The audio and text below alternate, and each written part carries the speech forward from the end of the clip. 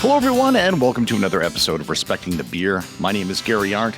With me again, as usual, the man who's the honorary head brewer of the Tom Petty Appreciation Society, Mr. Bobby McFleshman. So funny you bring it up. I'm actually working on a short run of labels for Tom Petty, basically the remainder of the band. So, yeah, a longer story is Heartbreakers? It's not the Heartbreakers. It should be. I don't even know who they are individually. I know. So we're going to go see them in Milwaukee, and we're going to take some beer with us with a special label. I remember seeing, I forget what comedy it was, but it was the Pips without Gladys Knight. Yeah. And they were just singing the harmonies. Yeah. Like they would do nothing, but they would just like clap their hands and dance, and then they'd go, ooh. Nice. I'm imagining that's what the Heartbreakers are like. Well, for the record, they're called the Dirty Knobs, which has an interesting sound to it. But I think in music, it means something else. Mike Campbell. Yeah, that's right. And I bring up music because if you are a listener to this show, you have probably noticed that we have a theme song, and we have the composer of the music to this podcast with us today, Sarah Lynn, who is also a frequent guest of McFleshman's. Hi, thanks for having me. Appreciate it. Why don't you get started, Bob? Because I think you had more questions about the merger or the comparisons or the analogs between brewing and music. Maybe we spend a couple minutes introducing Sarah and saying that I think that she was one of our first patrons, literally ever. I don't think we had anything on the wall to speak of. We seeded the wall with a couple of items. How did you find the place? So that's the funny story so at the time I was living in Kaukauna, where I was born and raised, but I would come out and I would go to McGinnis Irish Pub, just around the corner from here.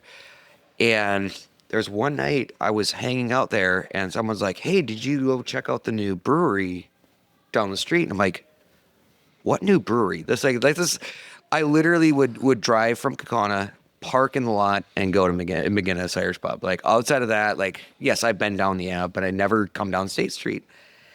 And I'm like, there's a brewery? What's going on? So myself and Peter Brennan, one of the bartenders who was not working that night, but he was hanging out, we're like, well, I guess we gotta go check it out. We come around the corner, there's this big, beautiful building that we didn't even notice was going up. And like you said, you guys spent a lot of time over at McGinnis when you guys were building the place. Yeah, it sort of powered us to the food. I've never been powered there. us to open.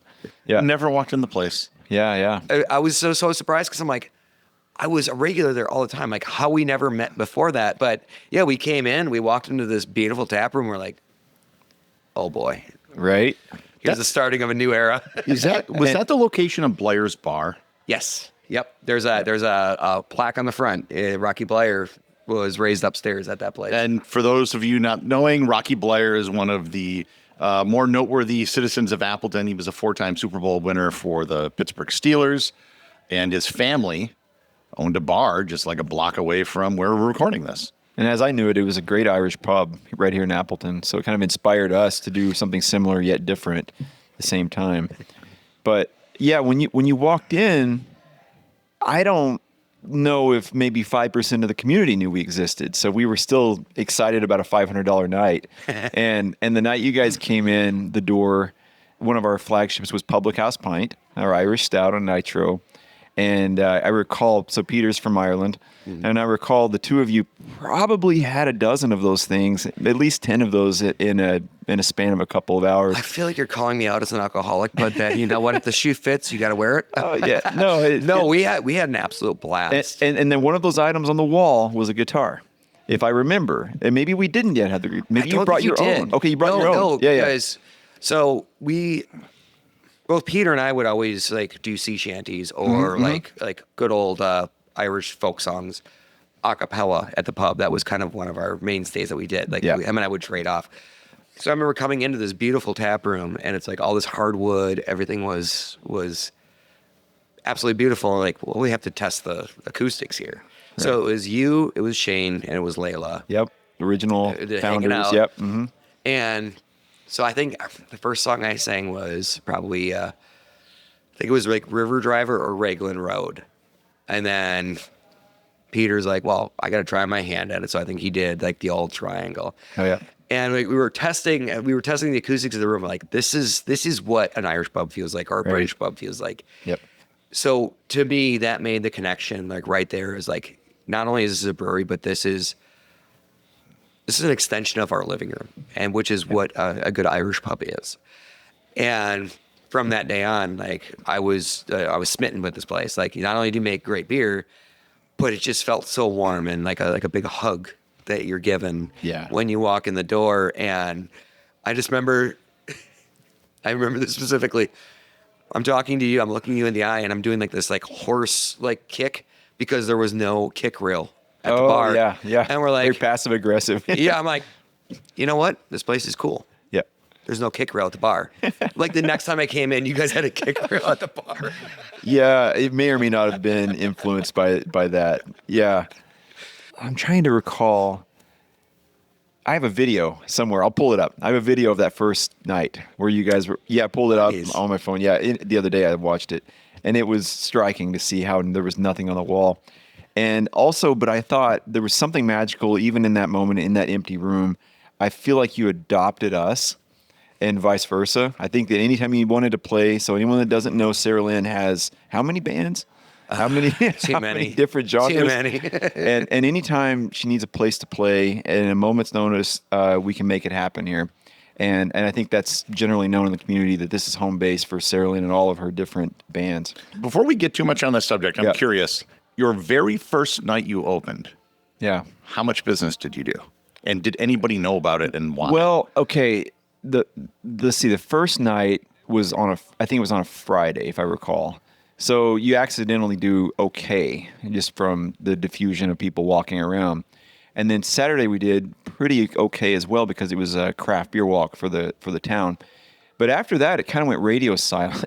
So were you aiming for the craft beer walk as like your opening? It will. At some point, we said we got to put a date on the calendar, a flag, and just say we're going to open. And we thought that was as good as any to open on that one. And it was great for us to work our bugs out. But the problem is you open on a date like that, most of the people that come through the door aren't going to come back. They're here for once a year kind of stuff. It's a big party. We were trying to build the pub, and the pub revolves around, we've talked about it a number of times, the community of what we call pub clubbers and how they come here up to 300 times a year. So it took a while to build that community, and I would say after maybe a year, we started to see some pretty strong traction there. So those first people were just like people that go to church on Easter and Christmas. Yeah, it's exactly, yeah. All right. Back to music. Back to music. We'll get to the music, but I talked with Sarah about this before we started recording. Sarah has transitioned since we opened, and she's vocal about it to some extent. And I think we just wanted to bring it up in this context because we are a very inclusive community, and we've just accidentally found ourselves as being that way. It's pretty easy to be inclusive, right? Just don't be an asshole. That's basically it. That's all we do. You know, we don't put money in this. We don't put marketing behind this. Yep. We just aren't assholes. And so it's always warming when anyone from the trans LGBTQ plus community are welcome or feel welcome here. And we hear it once in a while. And it makes me mad that it has to be different than any business ever, because we're not doing anything. We're just not being assholes. Right. But I just wanted to say that out loud and kind of put it in the open because Sarah Lynn's different bands may have been known by different names and so forth. But yeah, she's part of our family. I remember the Christmas when you sent me the text. You were coming out, and that was. I felt like I was in a special circle. But this is home. This is your family, and that contextualizes why you're on this podcast. You are a family member of McFleshman's, and we always will be. And I really appreciate that. I really do. And I do consider this a family, you know, like I said, you know, starting off from building a family over at McGinnis, building a family over here, all the cross-pollination of both of the Irish pub and McFleshman's was super great. So when I did finally come out, I didn't feel like I didn't have a place to go because you guys were so understanding and super supportive of the community. And I don't think there was ever a skip in the step where I was like, oh, I feel awkward about it. It's like, right. There's enough awkwardness in the rest of my life. Sure. But when I can go out and I can be my proper self, it was definitely one of those things where I come here and like, this is a safe space. Like, again, this place gave me a big old hug. It was like, welcome home. You're fine. And you, your staff, the regulars that were here have been fantastic. So I couldn't ask for a better place in town to call my home. And if Joel were here, we would go on about the community aspect of our business. He always talks about how we should talk more about that. So I'm kind of filling in for him since he's not here today. And Well, bringing that up. you guys have done such an amazing job, like I said, since day one, of not only building your brand, but also being a staple in the community. Yeah. You guys do your own Lager Fest, you do Stout Fest, but just the last Thursday, I wish I could have made it, but you had guest beer tenders, and you're supporting the Pride event that's in town. Like, just doing simple things like that, just even hosting things that are community driven is a big thing, because so many people want to do different things, but they don't have a place to do it. And when you welcome them with open arms and you're like, yep, let's do this, let's make this happen. That's the difference between a business that's in it for just for the money and one that's in for the long haul and saying, we're here. We are part of the heartbeat of this community that we have, being the city of Appleton, part of the LGBTQ community, anyone, all inclusive. That makes the biggest difference in the world. Oh, that's awesome. That's awesome. And the way we built it, like physically built this building, we meant it to last 100 years. But yeah, we're laying the bedrock in the way we operate the business so that it can last that long too. I appreciate that.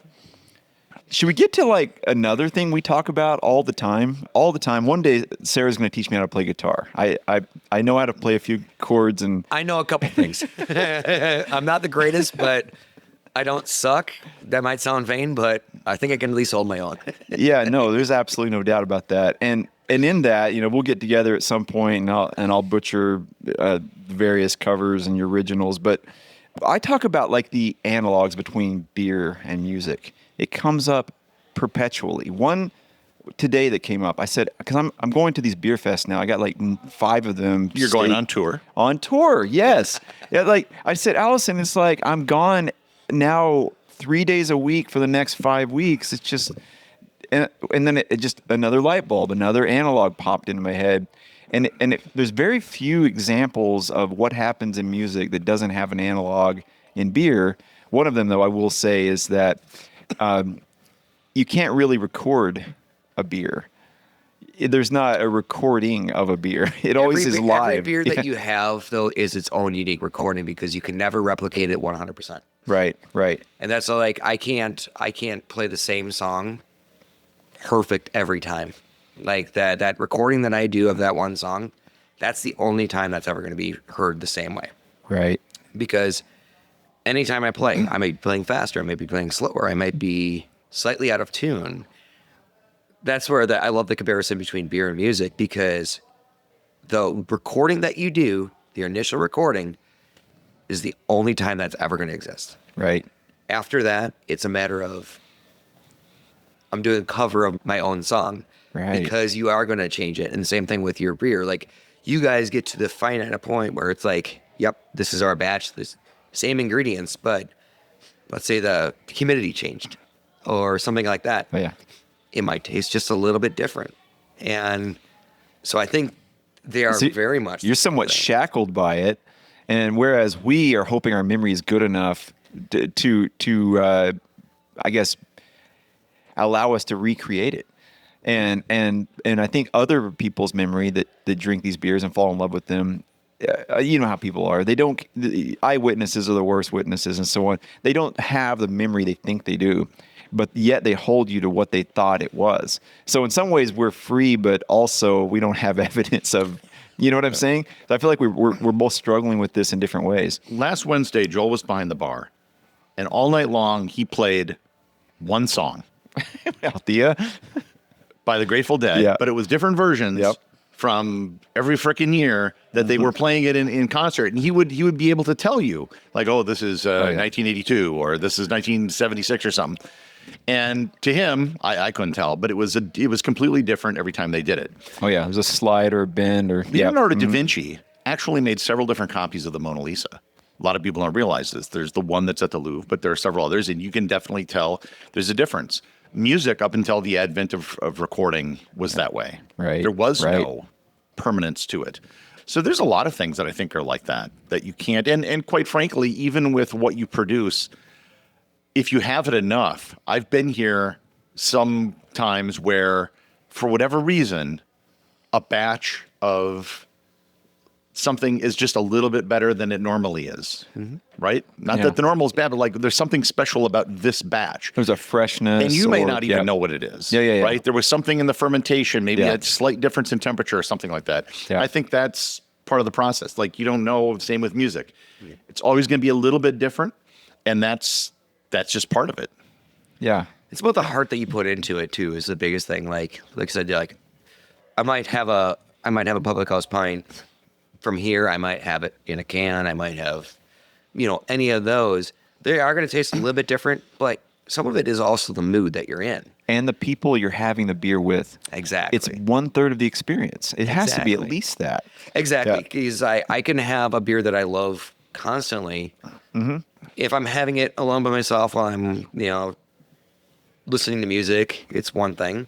Or if I'm surrounded by friends, it's going to taste different because I'm having a different visceral reaction to the place that I'm in. Right. And I love that. Right. I'm sure chefs understand this. I'm sure people that make food or any music or whatever it is, they understand that environment is everything. And the environment is established by conversation. Yep, in large absolutely. part. Absolutely. I always say that we can only make the liquid so good or bad, whatever it is. We only make it what it is, and then the rest is done by the experience you have Absolutely. because of ambiance and the people. Yep. Yeah, that way you ingest any sort of art, food, drink, whatever, it's all about the people that you are around at that time. One of the things was I think is interesting is like when you talk to people about like one of their favorite bands when they were growing up, and they released new records later on in their life, and they're like, well, this sucked. It was terrible. I'm like, did the music change, or are you not feeling the same reaction that you did when you first heard it? There's a big difference there. Right. It's no different than having a beer when you were a kid, sneaking it out of out of your parents' refrigerator.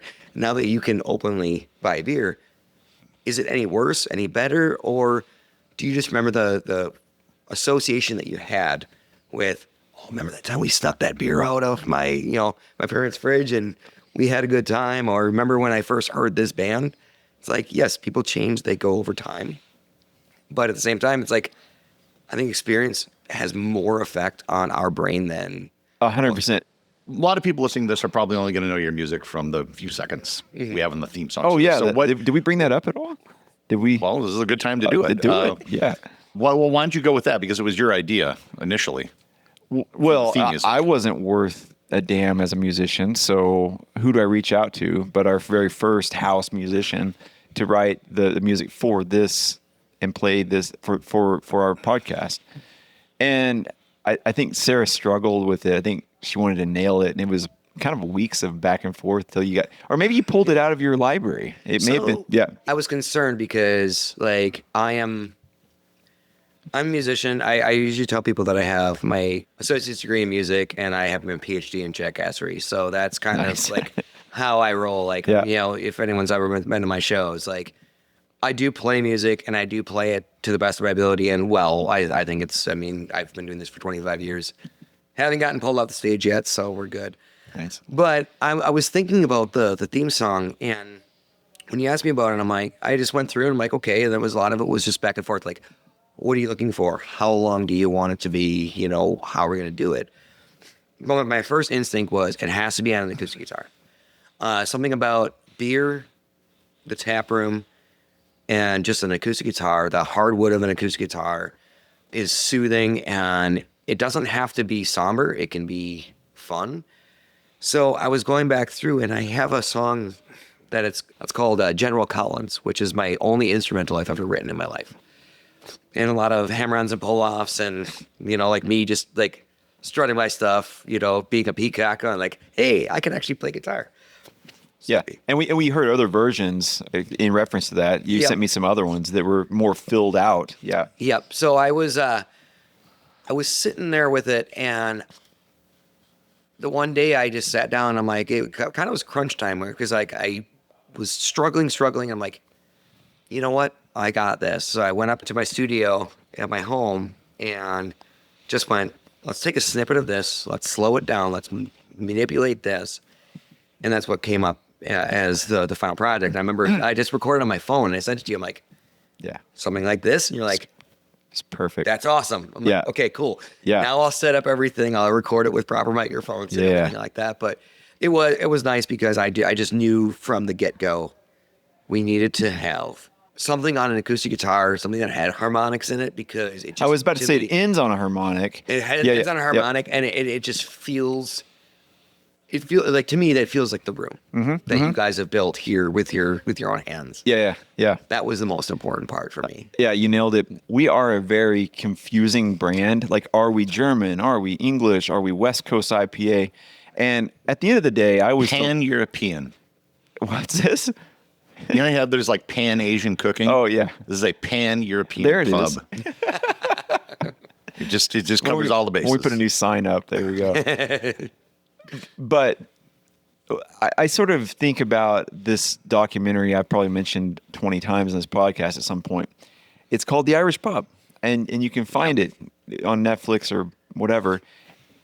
It's worth watching, and it's it tells you sort of the story of the pub and what they mean to those communities, and sort of, at least at the time that was made, how these pubs were sort of on the precipice of surviving or not. And we wanted to make sure we did our best to bring the idea of the pub to Appleton, Wisconsin. And I know McGinnis is across the street and did a great job as well, but the music sounds like what we thought we were creating.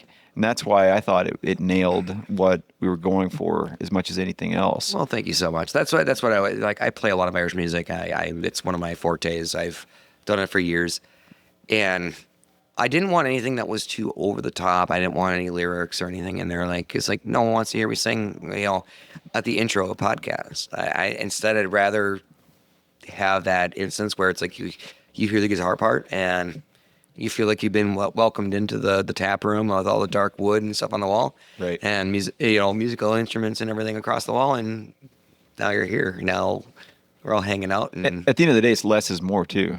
It sounds perfect for an intro, and it sets the tone. It doesn't sound cheap. It doesn't sound diminished in any way that it's short. Yeah. Thank you so much. I appreciate it. I get it. I don't write. I try, but one day that's what we do offline. Oh, thank you so much. I really appreciate it. You mentioned you play Irish music. What other sort of musics are your forte or your specialty? So I do. I mean, I started off as a punk rocker way back in the day, and I still am. Joe Strummer fan. I've seen you in your leather jacket here. Yeah. I actually play in a Clash tribute band because it's something that we do for charity most of the time, is raise money. But because that's what Joe Strummer wanted to help us out with. So for the last 10 years, I was in an Irish punk band called the Roving Scalawags. Who we still have a beer named after. You do. Yeah. You still have the Scalawag. Mm-hmm. I did not know that's the origin of that. There you go. There's another tie-in. This is why you need the book. Mm-hmm. Mm-hmm. So that was like 10 years of my life. I'm in an Irish trio that does like more classical stuff. But then my new band, The Static Unknown, is like a power pop meets pop punk meets punk sort of thing that we're going through. I've got basically enough songs to release a record. I just got to get a chance to record it because I've been out of town for work all the time. Yeah, I've done everything from singer-songwriter stuff to, I mean, I'm not a great guitar player, so jazz is a little out of my realm, but otherwise, like, I'm across the board. Like, when I was born, being raised, it was everything from like Glenn Miller Orchestra through, the Dead Kennedys, through Pink Floyd, I just I love music in general and like how it makes you feel. I will never give anyone crap for it's like, I might not be a fan of, let's say, Nickelback, but if you're a fan of Nickelback, I'm not going to give you shit about it. Trust me, there's plenty of people that are. Oh, no, I'd give them shit about Nickelback. But I won't give them shit because I'm like, you know what? That's what that means something to you. I'm like, that's cool. It might not be my jam. I don't want you to give me shit about the stuff that I love versus what you love as well. So it's like, and this podcast would be 9 hours if I divulge my own ideas about the analogs, because what you're describing to me are some of these beer styles that are really loud and they're really flashy, but they're not nuanced and there's nothing emotional after the fact. You drink them and like they're what? done. Not going to put myself out there. Just one. Well, it doesn't mean 9 hours. We make them too. And does it involve fruit? The way, let me back up 3 steps. The way that we make, let's go with hazy IPA. the way that we make hazy IPA is unique to what I think anyone else is doing. We're trying to find a way to play that genre in a way that still allows for creativity, artistry, and technicality, rather than just checking a box and making something that will sell. Because I don't want to say all hazies are sellouts, but they're definitely something that are easy to sell. And I think that when we make any beer, we want to make sure we put our stamp on it and do everything we can to make it our own and learn all about all the best that it can be. I see this too much in the beer industry. Maybe you see it in the music industry too, where people will just make a track that's going to sell or a beer that's going to sell just because that's the beat that's selling at any given moment. And there's a way to play within the sandbox without selling yourself out. That's sort of nebulous and not a direct answer. There's a difference between selling out and cashing in. Yeah. Making money off of what you do versus changing what you do to make money. Mm-hmm. Good point. Yeah. I think that's where selling out comes in. Yeah, that's a good point. Heart and soul is, Yeah. I think, is what it boils down to. Is Yeah. do you have this? Do you have an integrity where, if you're going to put a product out, do you actually have something that you care about, or not? Right. You know, back in 2008, 2009, in that general area, I had Universal Records reach out to me about buying one of my songs from me, and this is how I've learned to be very careful about the industry. Because it was a song that I wrote about a friend of mine that died of a drug overdose. And to me, that song meant the world to me.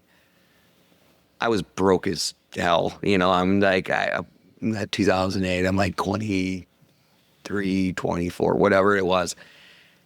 And they wanted to give me like a check for $2,000, and they wanted to strip me as the songwriter. They basically just wanted to buy it, pro fuck bono. that. Like, they just wanted to buy it. That's a and be horrible like, deal. Yeah, exactly. Yeah, And I'm yeah. like, at the time, could I use $2,000 to pay off some of my bills? And, you know, like, absolutely. Yeah.